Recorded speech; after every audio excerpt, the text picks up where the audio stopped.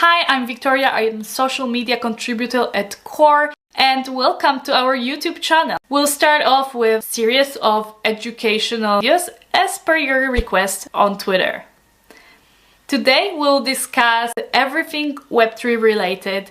We'll get to the very beginnings of it and we'll end up looking at disadvantages and advantages of Web3. Blockchains, cryptocurrencies, dApps, DAOs, NFTs, similar technologies are all part of the broader Web3 phenomenon. It makes sense. We will discuss what is Web3 and why it actually matters. The most obvious way to do this is by first distinguishing Web3 from Web 2 and Web 1. So what is Web 1? The first version of the web is sometimes called the read-only web and was predominantly centered around a producer-consumer model. People would create simple web page containing facts, informations and other kinds of content, and users would visit those web pages whenever they needed. After Web 1 was Web 2. Web 2 is the version of the internet that most of us are familiar with today. Web 2 was far more interactive than Web 1 and for this reason is commonly referred to as the participative social web. Thriving forums, comment sections, social networks and other internet-based means by which people network with each other fall under Web 2. So what is Web 3? At a high level, Web 3 is the evolution of the internet. It is a user-centric, decentralized web oriented towards empowering individuals and reshaping how we interact online. These are big claims, so let's dive into the specifics of Web 3. What are the key components of Web 3? There are several elements that make Web 3 distinct, but the ones we'll focus on today are decentralization, blockchain, smart contracts and dApps, and data sovereignty. Decentralization. Web3 applications and services use a distributed approach which removes the need for a central authority. Bitcoin, to take a prominent example, allows for the exchange of value without a bank sitting in the middle and settling transactions.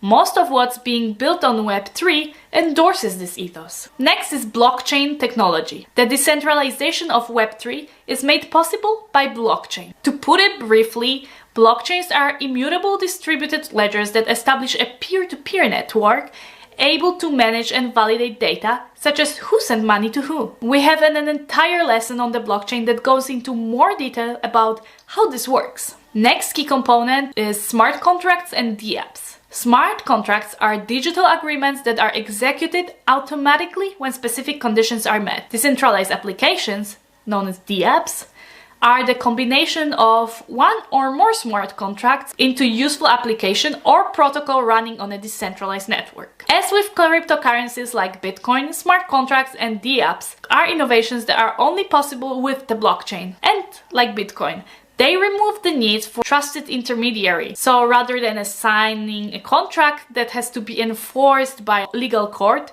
which by the way may be biased or corrupt, you can sign a smart contract that is enforced by an underlying code. Last key component of Web3 is data ownership and privacy. With Web3, users can have complete sovereignty. For example, complete ownership and control of their data, including who can access, how long they can access, and what they use it for.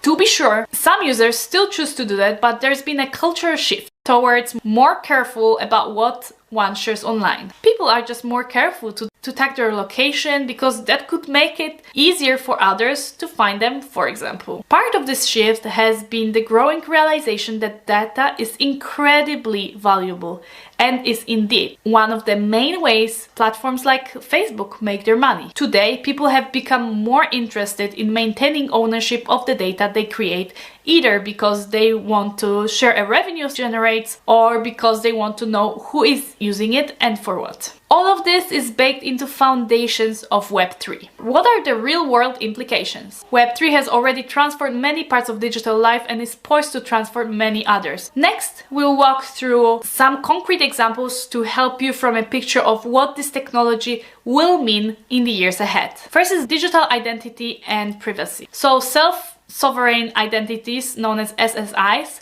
are a new way of ensuring that given person's identity is under their sole control. Then there's content creation and ownership. Non-fungible tokens, known as NFTs allow artists to keep ownership and control over their creative work, removing traditional intermediaries and gatekeepers like record labels. E-commerce and micropayments. Cryptocurrencies make for cheaper and faster money transfer, and their decentralized nature protects them from collapse at a single point of failure. This means fast becoming possible to pay tiny fractions of cryptocurrency, perhaps as little as a few hundredths of a penny, in a seamless, instantaneous online transaction. With micropayments, you might compensate your favorite podcaster for each minute of an episode you stream, or charge a minuscule amount for someone to send you an email, so making large-scale spam much less profitable. What are the advantages and challenges? As with any technology, Web3 comes with both advantages and disadvantages. The advantages include many of the subjects we've already discussed: data ownership, enhanced privacy, improved security, decentralization, and much greater user control. For all this, there are still obstacles to overcome. Web3 still suffers from scalability issues,